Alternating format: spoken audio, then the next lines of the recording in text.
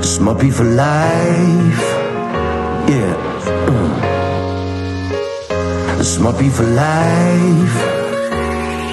Stand up when the chief is here. Hands up. Yeah, the chief is here. Stand up when the chief is here. Hands up. Yeah, the chief is here. Yeah. This might be for life. Thanks, everyone. What we're going to do is have a back and forward with Mmusi, and Nick Felskun Dreyer is going to drive that. I'll dive in now and again and irritate everyone. And Mmusi is here for as long as he can be, because he's been very busy, and he's going to tell you about that now. But I want to thank a lot of people who helped put this together. And I really want to thank the people that have stepped up from the Smutby group and friends of friends who've given money, volunteered, made an effort, and are really throwing in their weight, as we all should be right now in this crisis. And we're doing it through 1SA. The Solidarity Fund is important. We've got to do that. Sia Khaleesi's doing his initiative. We've got to back that. Everybody's making an effort. But Mmusi, we think, has a real solution, and that solution he's going to tell you about now. So on we go. Mmusi, hero of mine. I hope you're going to appoint me an activist at some point. I'm trying my hardest to get that title, which my wife thought I'd never get in my life. But you've been very, very busy in the last 2 weeks since we first had a brief chat or our webinar. Tell us what you've been doing, and tell us what you did today. Yeah, and good afternoon, everyone. And thank you so much, Rob. You are the chief fun activist. And so I really have enjoyed activating with you. And I want to just say to all the Smutbies, thank you so much for your contributions. The last 2 weeks have probably been the most profound 2 weeks that I've experienced in all the term I've been, engaging South Africa from multiple angles. They've been amazing in the sense that when we started off a couple of weeks ago at the beginning of COVID-19 and before lockdown, I knew back then that South Africans obviously needed to keep their hands sanitized, but I knew that in informal communities, there aren't hand sanitizers. And in fact, worse of all, most people don't have water. So it gave us an opportunity to, through a partnership with many South Africans, and Rob and many others have come on board, put finances behind, we were able to distribute liters and liters and over 10,000 liters of hand sanitizer in communities. The inhibitor became bottling, and people were able to bring their bottles. And to tell you a fun story, I was able to meet some people who even brought bottles of alcohol who are now being empty and dry, just to put hand sanitizer in them. And so that began an intervention into truly understanding the dynamics of South Africa. The second half of South Africa, or maybe one bit of South Africa, might be on lockdown, but there's another communities of people who, for this, is a massive public holiday, A, and B, it's a time where most people have lost their jobs, and so most people go hungry during this time. And more than anything, the informal economy grinds to a halt because it doesn't work, and which brought us to our next intervention, which is the distribution of food, particularly in a community like Masiphumelele, and we done one in Samora Machel, which was a really, really positive intervention. Through that, even today, as I came to this webinar, we got in there on Tuesday and we targeted the distribution of 500 food parcels. The power behind that is that these 500 had to go to specific people with specific addresses in a specific network or in a pool. So we wouldn't want to set up just a food distribution agency, because once you do that, then how do you select people? And more than anything, how do you stop yourself from creating a riot within a community that's so close-knit? So we went ahead and said, we will target particular community, particular individuals. And I'm grateful to say, literally by the end of this webinar, 500 families this week would have food for 2 weeks. That food is actually well put together in that it's nutritious. It'll be able to feed them over a while. And more than anything, we are able to account to say it was specific to that home at that time. And I can't thank you enough for it. And we know that next week we want to roll up the next 500. And the real broad principle why you do it like that is because for us, I believe in this one South Africa, because one South Africa gives us the opportunity to have South Africans with the means and able to make significant contributions to merge with South Africans without the means. And so many people came in their vehicles to help deliver the food to specific families which gives a degree of activism and a level where people can say, actually, it's not just me putting cash, but it's also me getting in my car, going to a home I wouldn't ordinarily have been able to get to, and actually doing something that is crucial in the next 2 weeks as we confront COVID. Mmusi, can I ask a quick question? You've focused on a few informal settlements and townships and have found money specific to those areas, and you've tested the market. Is it scalable across South Africa, and how do we do that? Completely. The initial hand sanitizer program we were able to do in KZN, in Gauteng, and now in the Western Cape.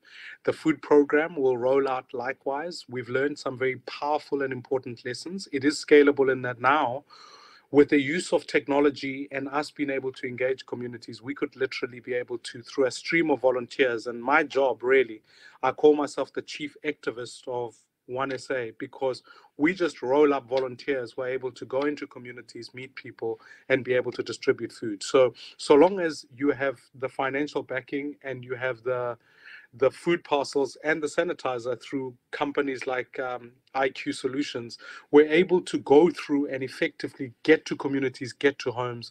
And next week, we're scheduling to do another rollout in more communities here in the Western Cape, but also in Gauteng and in KZN. So at the same time as all of this, we can scale up to 1,000 next week and then keep going on like that. And that's what we're hoping to achieve. You know, I was going to keep this tech challenge to the end, but I think it's kind of relevant to raise it now, Nick, if you don't mind, then I'll let you run. We've got a lot of Smart BNS Group techies, and with a new channel that founded 3 days ago, thanks to David Thomas and Nick French and a bunch of other fantastic people. Mmusi, there's a technological solution here that you were thinking of that could scale this rapidly. Do you want to give the parameters and put a challenge out there for the guys to come up with a solution? Yeah, and to the Smart Bees and the S-Tech guys, this is a big one. Obviously, there have been a few people who have spoken to us and said, what about doing vouchers?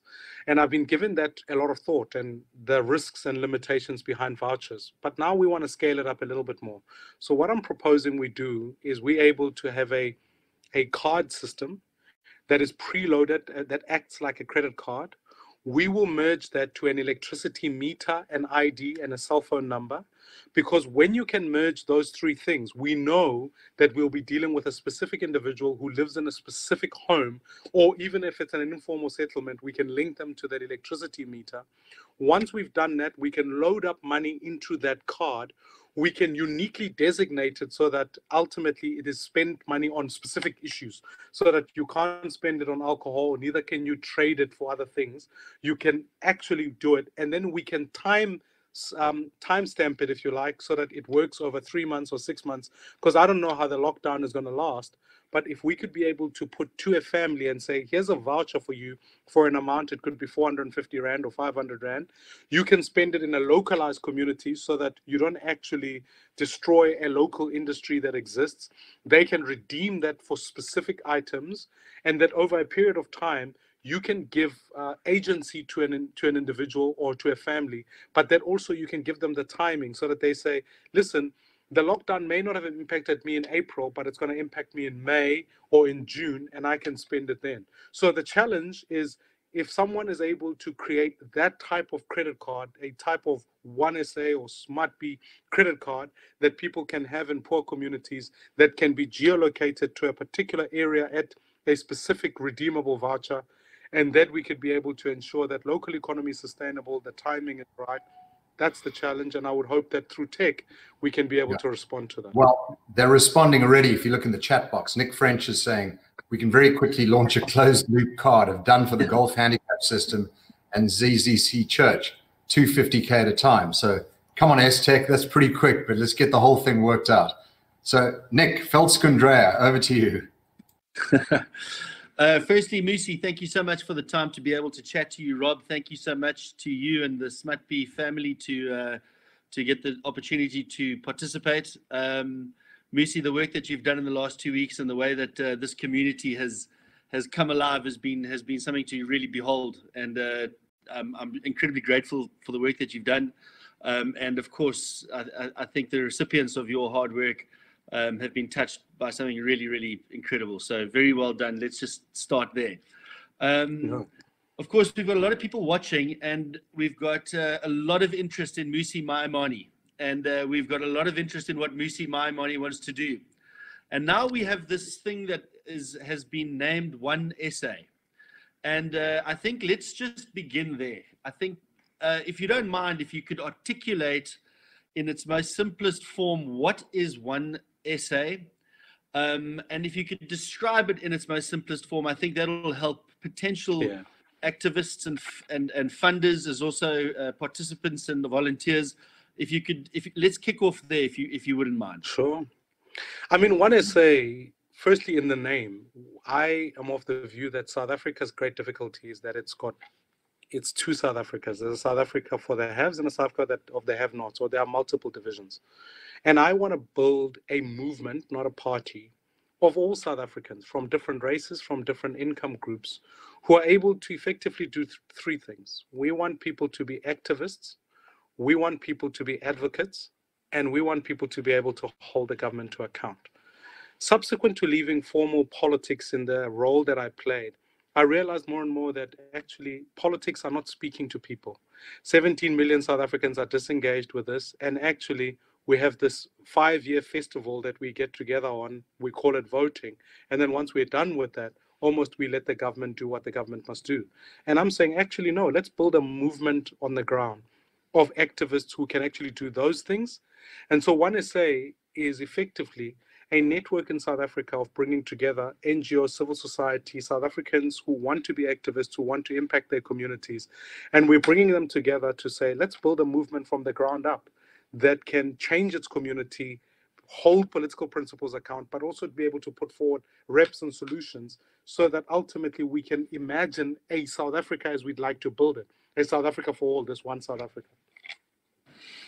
Thank you very much. And that leads into the next question, which is this idea that it is a movement and not a political party. The idea that you're positioning One SA as a movement is disruptive. And I think let's just, again, in its most simplest form, just try and distinguish between a movement and a political party for our audience. One, I think a political party has to immediately anchor itself in an ideology. It has to be able to tell citizens either it's liberal democracy or social democracy. The difficulty about a political party is that it also has to create its own, it's a self-feeding mechanism. So it has to create its own list, it has to have its own people, and those people effectively then become public representatives in whatever. Now, if you look at systems that have changed the world over, I'll take multiple examples. One, a movement allows you the space to engage South Africans who may not necessarily want to be formal affiliates of a political party. It allows them the space to be activists right where they are, so you can mobilize society. And so if I think about someone, and I know this is part of where we go, I've got some very good friends of mine who perhaps maybe for different roles, they might say, I'm the captain of this rugby side, or I am the actor in this space. They can then be a part of a movement and say, I can actually impact my community. It highlights activism and actually allows leadership to be born from the community. So let me give you a really powerful example, even just from Mmusi recently. You come in there, you meet people, you activate them, you say, you go change your community. And literally, as I walk away from Mmusi, it's not just a question of having distributed food, but I've got now at least a list of about 30 or 40 activists who say, next time, we want to do it. We want to be able to impact our community, and we will make sure that the politicians listen to us rather than us listening to them in that sense. And so a movement allows us the space to do that. And actually, we found social change happens that way. Political change occurs that way. And I've found that even in looking at places like the French election, if you look at places like even what's happening in Zimbabwe and Zambia, more and more people are recognizing all over the world that actually to contest for an idea and ideal in a way that more citizens can be engaged is much more powerful than the old traditional political way. I think politics are tired. I think they need an Uber, and change is coming. And you know, Mmusi correctly say it's all people, because this crisis is not just a pandemic, it's an economic meltdown. And there have been more and more, you know, poor white families who are in desperate straits too. And they're going to be a hell of a lot more. And, you know, Smutpies like Andre Strobel and Lucas van der Merwe and others do put their hands up and say, guys, it's for everyone. It's, just think of all South Africans, because all races are being impacted terribly by this. Profoundly so. And I mean, you can see it, when you, even in the midst of this crisis, and I vow this is the only time I'll say anything about the government. But like, even just trying to say our intervention is going to be targeted to these companies who are linked to our organization in some ways, tells you sometimes how politics needs to divide in order to remain in power. Whereas my argument simply is to say, identify the need, be an activist, be an advocate, and ultimately be able to hold the people to account so that the work is done. So there's a profound power in one South Africa. One South Africa cannot be anything other than saying, whether you're black or white, whether you're rich or poor, whether you are in the rural area or urban areas, those divides need to be broken down, because ultimately what COVID teaches us, all of us, is that the health of the strongest is fundamentally dependent on the health of the weakest. If we don't deal with the health of the weakest, then COVID will rip through this country. And what is going to be left subsequent to that, subsequent to the economic crisis, is all of us in a much deeper trouble. So I would urge, One South Africa is about all of us coming together in order to bring the relevant change. Mmusi, thank you so much for that. I think, what I took from that is that this is it is a doing organization. It's getting down to actually getting stuff done, and giving participants an opportunity to, at a very basic community level, do something, which I think there's a major disconnect in politics between standing for something and actually getting your hands dirty and finding a way to actually participate meaningfully in your community. So that's a really solid answer. Thank you very much for that. You touched on COVID-19 and the current situation we're in. The question is that what is the most critical need what is the most critical intervention that is required on the ground right now in COVID-19, in your opinion, that we can affect? Look, I think that, one, the government has done the right thing in that now it's starting to gear up testing. What we've got to do is make sure that communities themselves are able to own the intervention. And that's why you can't come a bit like a foreigner into a place saying we're here to test people, because naturally people are resistant to testing because of the other stigma issues. We've got to ensure that community leaders, communities are able to own interventions, make sure that there's appropriate testing, make sure, because actually my experience currently right now is that things like social distancing work in certain communities, they don't work in others. People, when you live in a shack with 6 people, you can't social distance. So we have to ensure that we know how the appropriate testing takes place. And then furthermore, I would really urge the fact that subsequent to the testing model, how do we make sure that we can provide, because poverty is a pre-existing condition. And in some ways, what COVID will do is that it'll rip through like a wildfire in those conditions. So if we can intervene in helping people remain economic participants, we can be able to get ahead of those things. Because when somebody's economically activated, they're able to not only find ways to get help, but when you've been through COVID and you've been tested positive, they're able to be resourceful enough to keep themselves healthy, to keep themselves isolated, but to make sure that the right response is in place. So I would urge that in partnership with testing, we have to make sure that in communities, people are able to own it, do it in partnership with the government, and then assist those who test positive. Thank you. And to the advocates and the activists out there listening that want to get involved right now, how could they contribute?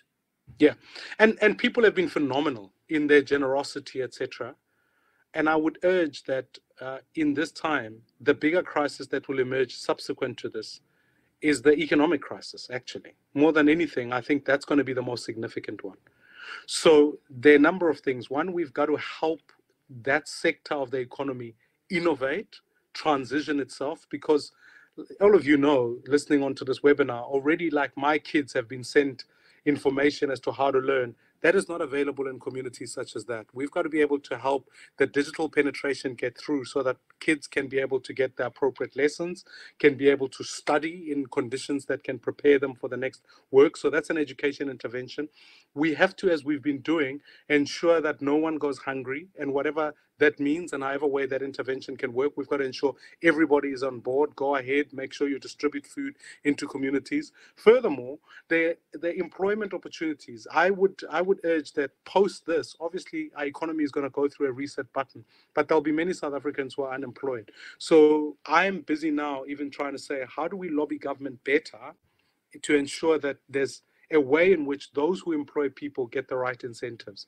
Because actually the crisis that's going to hit us next is that people must get a job, whether it's a domestic worker, whether it's a security person, whatever, that people must be able to get work. It's the surest way that we can get out of this. Otherwise, we're going to remain in a lingering effect. And what I know many others are saying, is this a blizzard, a winter, or an age? I think it's already a long winter, and it's going to be an age if we don't intervene correctly subsequent to this. So for those who want to get involved, let's find the solutions to distribute food, to keep people employed, and be innovative about how we can educate in communities that won't transition into a digital era of education. Mmusi, the longer term deliverables, if I hear you correctly, relate to the economy and education, and of course feeding. I think it's a really great lead into another question that we have. I personally believe that education is the bedrock on which successful societies are built. There's a real need to improve the education in South Africa, which I think everybody understands and realizes is far from even adequate. And I'd like to know from you, what do you think the large levers are, or what are the big improvements? What are the big buttons we as a society or as a movement can push to really move the needle in terms of the quality of the education that we're delivering to our children? Look, I mean, education is such a multifaceted thing, right? But we've already touched a little bit on digitization of education. A kid in Masiphumelele can have a lecturer from Harvard thanks to technology. Let's make that possible. Let's make sure that we can create enough hubs in communities. I'm already piloting a thing where we can give afternoon maths and science sessions for kids so that they can come and get additional lessons, and those can be delivered through technology. We're able to ensure that those kids are able to do that, whether it's not only on their smartphones, but in a classroom environment where they can be able to get the lessons from there. But that's one dynamic. The second is, we've got to, all of us, and this is my challenge again to Smart Bees, when you think about governing bodies in schools, governing bodies in wealthier schools have got very good skill base. They've got accountants, advocates, lawyers in them. In poor schools, they don't have that. So when it comes to exercises like budgeting, etc., people aren't capable of being able to do that.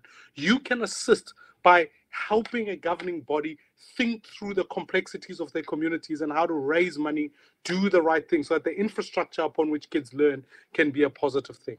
Thirdly, along with that, is that education rises and falls on whether there's a responsible adult at home who can assist. A hungry kid cannot learn, or a kid who doesn't have any supervision is not going to be able to get through school. So you have a powerful opportunity now that we bridge that gap. And I've always argued, if you took the leadership of this country, the reformation in education requires that there be a public and private, so institutions like Cura, etc., who know how to deliver education at high quality in townships, must be rolled out more. And what the state has is it spends already just over 12,000 per child. We can partner those two things to provide real high caliber public, private education in townships, so that we up the level, not only of education, but of the skills base in this country. So I think education needs an entire reform, but in the immediate, let's make sure that all of us get involved in some ways, not only in the governing body, but making sure tech is literally penetrating communities. We cannot enter a digital device. I love your comment on joining the board of governors of community schools and things. It's a great idea. My big bugbear on education is the curriculum. And I know there's a big argument back and forward on languages, but, English is the international language. You speak your home language at home, learn English. And Afrikaans is a beautiful language, and Xhosa and Zulu and things like that. But, if we're trying to get our country growing, we need to be teaching programming. That's the real language people should learn, computer programming. data analytics, AI, future tech. We should be teaching at home economics, how to run a budget of your home and look after your money, how to deal with banks, stuff like that are way more valuable than some of the ridiculous subjects that get taught. My comment. Sorry, Mmusi, I'm not speaking for you. No. It's a really powerful thing. But I think more than anything, what you are describing is that education is multifaceted, right? But what we haven't done enough of is skill and reskilling. Because let me take my mother, just to personalize this. My mother wasn't able to finish school thanks to apartheid. And now what she has to do, and had in her working life, she had to reskill, unlearn certain things, and then relearn new things. And therefore, I think that we mustn't just think of education as a function of what we do in primary and secondary education. We must think about what skills we actually put on the table. That's why I've always proposed what South Africa desperately needs is a national civilian service that can give young people a year where they've got 6 months of internship and 6 months of actual work experience. It'll do two things. It means a kid who grows up in Rondebosch can do work in Khayelitsha and learn values with other young people who are there, because when you are doing that, you learn the true picture of all of South Africa. And then furthermore, it's important, like a kid like me who grew up in Soweto, to interact with another kid who comes from a different community to say, actually, things can be different in our society. So there's power in that, but there's also power in being able to reskill and skill kids. So we need to insist much harder. It's not just a question of the years program. It's about that years program that we're able to put on the table so that we advocate for it and kids can learn skill and reskilling. Mmusi, I also want to say, I think there's an enormous amount of retired teachers that are able and willing to be deployed to jump in to the education system. And I think if COVID-19 has taught us one thing, is that it upskilled almost everybody in terms of digital communication and digital meeting places. I think there's a real opportunity for us to invite retired teachers to get involved in delivering classes and to record those classes. It's one of the small upsides, I think, from this terrible situation, is that we've become highly skilled at digital communication, and I think that will be a key driver for education moving forward. Crucially, and I mean, what we've got to do is make it possible for people to be able to do that. That's why I sometimes think that in a political system, you get a union environment that locks out innovation because it impacts on whether or not those teachers remain employed or not. What we've got to ensure is that that partnership can work easily. We make sure that those retired teachers are able to create the right content, and with enough technology, you're able to really have both a digital teacher and a real life teacher in the classroom, ensuring that that partnership works. But you've got to then, and that's why I'm saying, we've got to build that movement that in fact pressurizes things like unions to not stand in the way. Because in simple terms, we've also learned one powerful lesson about education, is that it's the leader of the school that makes the biggest difference. You get the wrong principal, I don't care what you do, that school is not going to succeed. Even in a resource constraint now, the best principals have been able to deliver incredible results. And I would urge that the coaching, the mentorship, the partnership with all those people is probably one of the most single biggest interventions we can do if we partner those leaders with the right support group, because they can impact their schools and ultimately the community. And that applies to business, and that applies to government. Yeah, it is true in every sector. You get the right leadership, the thing changes. You get So I would urge that certainly for this particular community, if we're able to create the right partnerships. It's why I know I keep plugging this, but this is what 1SA is. 1SA says it's not good enough that the headmaster of SACS is only worried about SACS. The headmaster of SACS must be able to partner with the headmaster from another community so that there's peer learning, peer review, but ultimately empowerment across both those. It is vital if we're going to reform our education system. And we've got to be targeted. We can't do everything. Rob is correct to say coding is the language, but I want to urge further. When you actually do the study around our maths and science results, they've remained the same over the last 10 years, actually fewer and fewer kids are taking maths and science. That's a challenge. And when you then look at their pass rates, the number is not even above 30%. This is a genuine concern for a country that must compete in an innovative future. And to realize as South Africa that we may want to have the urgency to slow down globalization, but it's not going to help us. What we desperately need is to say no one owes us anything. We've got to compete for a job with a kid in China and a kid in Korea, in South Korea, and a kid anywhere else. And therefore, we've got to produce the best kids that can compete with anyone. And the sooner we understand that question and say to ourselves, how do we make sure that the poorer schools actually can catch up quicker? It's then we're able to create a populace that is skilled to compete with anyone in the world. It is vital, because if we don't, actually what's going to happen is that the basic inequality that we've got today will remain over a long period of time. Incredibly well said. And I think, Rob, you mentioned leadership in all those different facets. And I've noticed from your literature, Mmusi, you talk about electing community leaders and letting those community leaders lead in all the different facets of the society that they exist in. How do you think that is executable, and what do you think the effect on a national level would be for that sort of ground up model, as opposed to, I suppose, the top down model that we've gotten used to in our current political situation? This is the absolute value for One South Africa.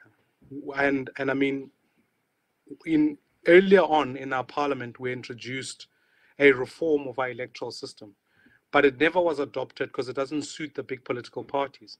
What we are arguing for is that actually, no, reform the electoral process so that at a national level, as the initial proposal by Van Zyl was that actually you split the country into 300 constituencies, you create members of parliament that come from those constituencies, and then you create the last 100 on a proportional basis so that you don't lose minorities in the process. And when you've built the model that way, what I'm saying is that eventually you get to a point where if we all agree that the chief Rob is the best person to represent all of us in community X, Y, and Z, then you vote for Rob. And the difference between a movement and a political party is that Rob would have to be in a political party, trained for a number of years. And actually, I don't know what Rob's skill is or not know.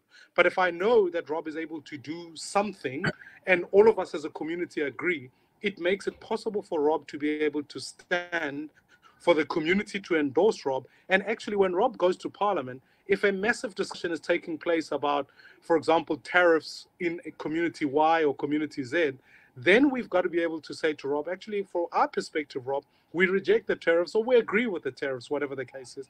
And therefore, you carry the mandate of your community. It doesn't solve all problems, but what it does, it makes sure that Rob is accountable. The last thing I'd say is that if all of us then get tired of Rob and we are all on the same WhatsApp group, we can all vote and say, actually, we motivate for Rob to be changed. And therefore, voting doesn't become this 5-year thing. It becomes a regularized thing where we can eventually say, stop, we're going to remove Rob and get someone else to represent us there who actually will advance our interests. And I think if South Africa doesn't change that, you'll entrench status quo, and more than anything, political parties will always be loyal to themselves.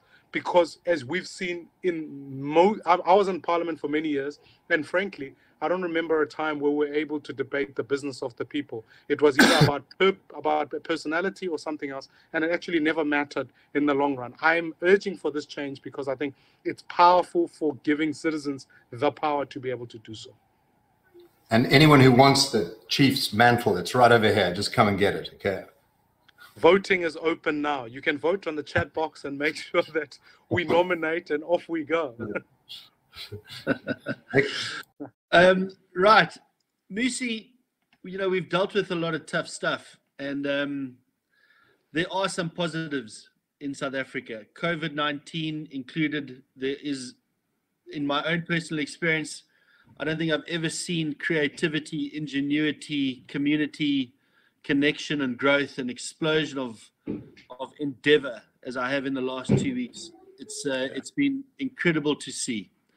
COVID-19, outside of that, what positives are we looking at in South Africa that we should be not ignoring, that we should be focused on as well, on which we can build? Yeah. Confidence and positivity is also critical to growth. And I think it's important to just talk about what is going right and how do we make sure that what is going right goes even better. Look, in the immediate, I want to say that I think even where President Ramaphosa's actions have been really good, and I think there's something commendable about that, because he's been clear and measured in his communication. I don't deny the fact that there are going to be some tough decisions that are coming down the track about cutting the civil service, actually doing away with legislation that doesn't help investment. But I really think, and I think that's something as South Africans we often forget.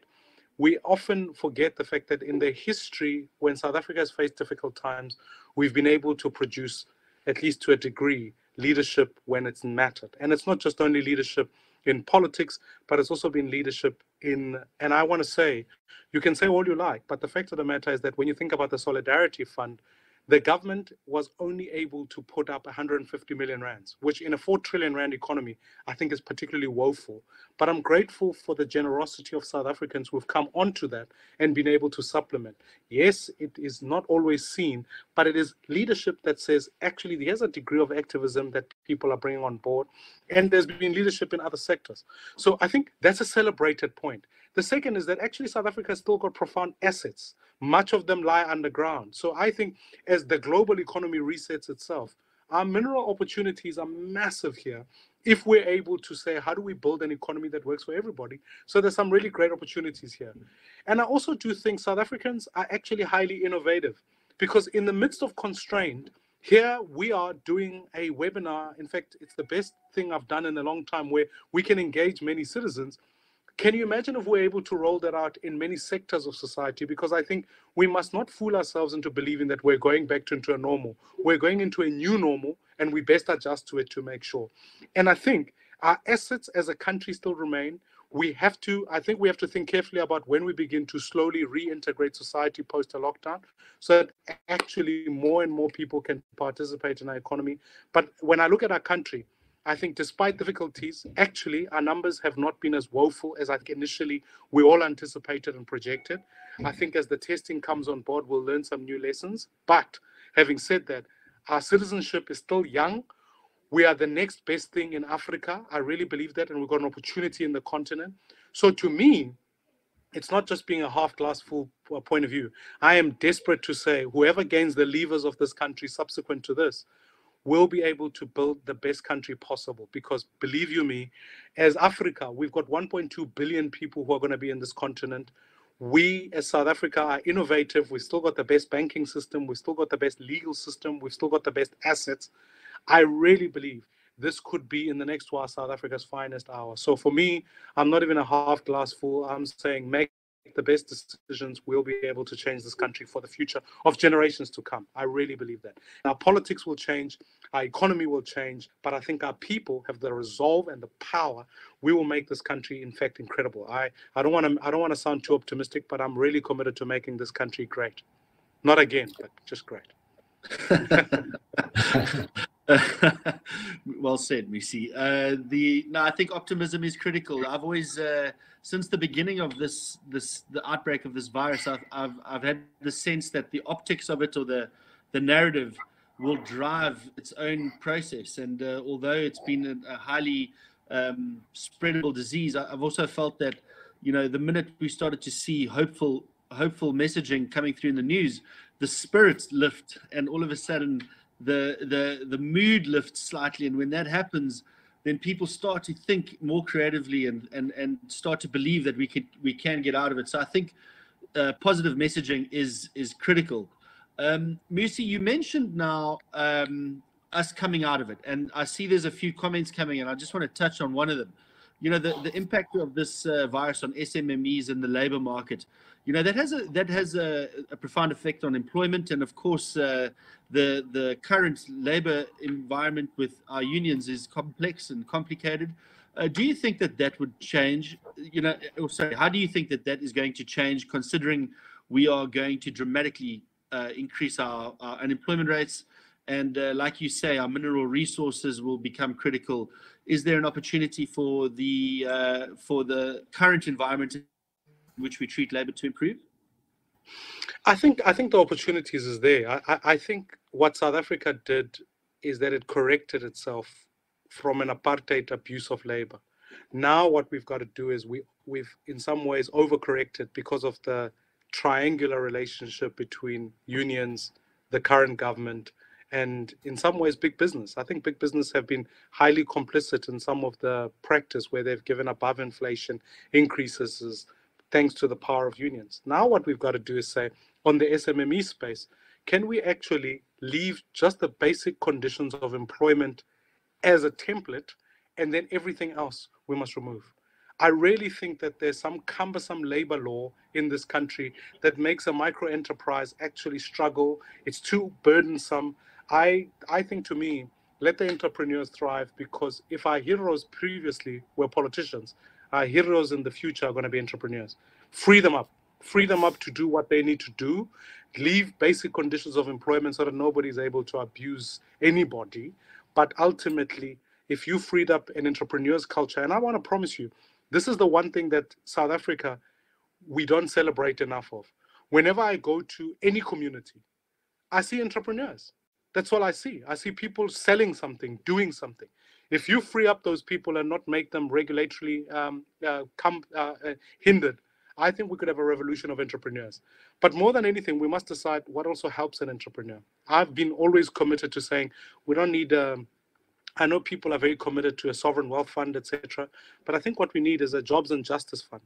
And this I saw in various countries where they set up a fund that is managed in part. So if you imagine something like the Solidarity Fund, but the private sector has got shareholding in it, and the public sector has got shareholding in it, and you could be able to put venture capital on the table. Because at this point in time, if we're going to be the startup nation, the differentiator is that often an entrepreneur with a great idea may not have the social capital or the financial capital to participate fully in the economy. So if we created an appropriate capital fund so that micro enterprise can be able to participate, I think we could change and be shocked as to what we will unearth as our citizens come on board. So I think post-COVID, we have really, in some ways, in part, and this is where I think the greatest difficulty is going to be. Do we treat it like, in some ways, a blank slate, or do we go back to old ideological debates? If the ruling party goes back to that, then I think what should be a winter is going to be an absolute age. But if we reform our politics, then what is a winter could be really become a blizzard, and we could really innovate succinctly going forward. Mmusi, thank you. I've got one quick short question, and then we're gonna, and I think it relates to what I want to say. Activism and support. I think one of the greatest set of tools that we have is digital and social media sharing. You just have to look at the world, and when the world has changed recently in the last 10 years, thinking of Egypt and recently in Hong Kong, it has happened on Twitter and Facebook and Instagram, and I think that incredibly powerful set of tools is going to be important to the one SA getting that message out and to building that audience, and then access to information. And I think it just leads me nicely into saying that access to information in this forum here is at our site, smutbcares.com, where all your literature is, and where we are able to drive donations of any size. Just a little bit about digital communication and using that as a tactic. Look, we've certainly in this time, necessity is the mother of all invention. And here's the powerful thing. In the next week, thanks to a partnership with some smart bees who are on here and a couple of people, we'll be launching not only websites, Facebook, Twitter, Instagram, TikTok, which my kids tell me I should be wary what I post on there, but we're going to be putting out an app. And what that app will do is that people will have it on their phone. And I know Apple and already Android have already kind of given us a green light on that. And so what that app will do is that you'll be able to gain information on your handset to tell you not only what is the movement doing, but what I'm really keen to do is that a bit like what Uber did. I mean, Uber didn't change the entire transport sector. It gave you the opportunity to do two things: loud hail digitally, but also rate digitally. And wouldn't it be powerful if you were able to rate your representative digitally? Because trust me, people behave differently when they realize there are incentives and punitive measures when they don't perform. So when I talk about the Uber, we'll be able to put together an app that is able to do that, maybe able to give us access to certain information, and we'll be in constant communication. So I think this app is really going to be disruptive in some of the things that we do and allow us the space to say we can actually really talk to people. But furthermore, what I'm really keen to do is not only interact with smartphones, but with feature phones or phones that can do basic functions, so that when there's an issue in the country, with technology, we can run referendums permanently. I know referendum is such an old, archaic word, and for our British audience here, I apologize about the recent referendum results. But actually, imagine if there's an issue in the country, and we were able, at the pulse with technology, be able to say, hey, citizens, what do you think of this? Vote yay or nay. No, the law is already in place, and there's no compulsion on the government to do what actions they take subsequent to that. But you can get a feel from the country to say, this is our preference, that's not our preference, and it can keep us all connected to be able to not make politics or our engagement with civil society every 5 years, but it can be regular so that citizens actually own their public discourse. For me, the hopeful thing about using technology is that not only does it bring us closer together, it gives us better access to political principles, and we can use them not only to hold them to account, but to be activists for something else. So there's power in that. So the app and all the other technology will be coming through, and I'll put together the presentation for it so people can interact in many different forums. Well, we look forward to receiving that, and we look forward to sharing it. I think our time is almost up, so maybe some closing remarks. And Rob, I know you want to say something. I'll leave it to the two of you to wrap it up for us. Well, Mmusi, I always like to do a spitball question at the end, and do you have a favorite expression or a mantra for yourself that gives you a view on the world? I have, but I think one is I always seek to build the gap between power and potential, and I say, if we can get those with power and those with potential together in one place, magic happens. And so building One South Africa, our ultimate vision, it was out of that I said, actually, we can bring South Africans together. The infinite game is that people can live together, they can prosper together peacefully. And I think if we can build that into the fabric of our society, that infinite game is possible. And that's what I give my life to. If you ask any of our kids, you woke them up in the middle of the night and said, what is daddy trying to do? They would tell you is to build just one South Africa for all. And they know it, and we're working towards that on a permanent basis. So that's the focal point for us. So thank you for that. You know, I love that. I ask a lot of people, and putting power and potential together, I've not heard that before. It's really lovely. Mmusi, thank you so much. You really are an inspiration. You're an extraordinary person, and I cannot thank you enough. Nick Dreyer, thank you too, because Nick Dreyer, Lloyd West have put together the Smutby Cares fundraising to help local communities through 1SA. And I really would urge you, please, all to go onto the site, Smutby Cares. We've had a few big donations recently. Angie Diggle, Lawrence Rose, Paul Newman, Sinead Kenny, and we've got a lot of others. Dino Peros stepped up. I might mention a few names if I may, Nick. I'll be very quick, just a few. Matt Kopinski, Patrick McCabe, Chris Waugh, David Thomas, Andrea van Gils, Lord Irving Laidlaw, Hakeem Kazim, Phil Roynett, and so on. So a lot of you have given, and I really appreciate it. And it's for 1SA to save South Africa and to help the people that need the help. And Nick, you've done a super job, actually. I might have to resign and hand it over to you. Sorry, Mmusi, a word, yeah? Yeah, no, I just wanted to say, to echo your thanks, because I think if more and more people can own the dream of 1SA, I always maintain that this is not about Mmusi Maimane or anything like that. It's about all of us.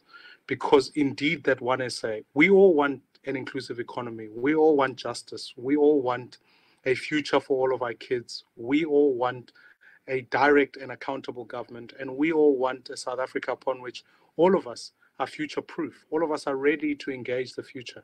We don't want to repeat the mistakes of previous generations and learn. We want to learn from them. So that ultimately the future for our kids, the interest of your kids and my kids are precisely the same, regardless of the fact that we may come from different races, backgrounds, or even histories. And therefore, I think the biggest opportunity now that has showed me now through the generosity of South Africans, and actually not only in the financial donations, to Cal and the team who've come out to drive around in communities, what that does is that it allows access in a community without being messianic, without being anything other than the fact that I'm just an Uber driver serving South Africans, and together we can be able to win.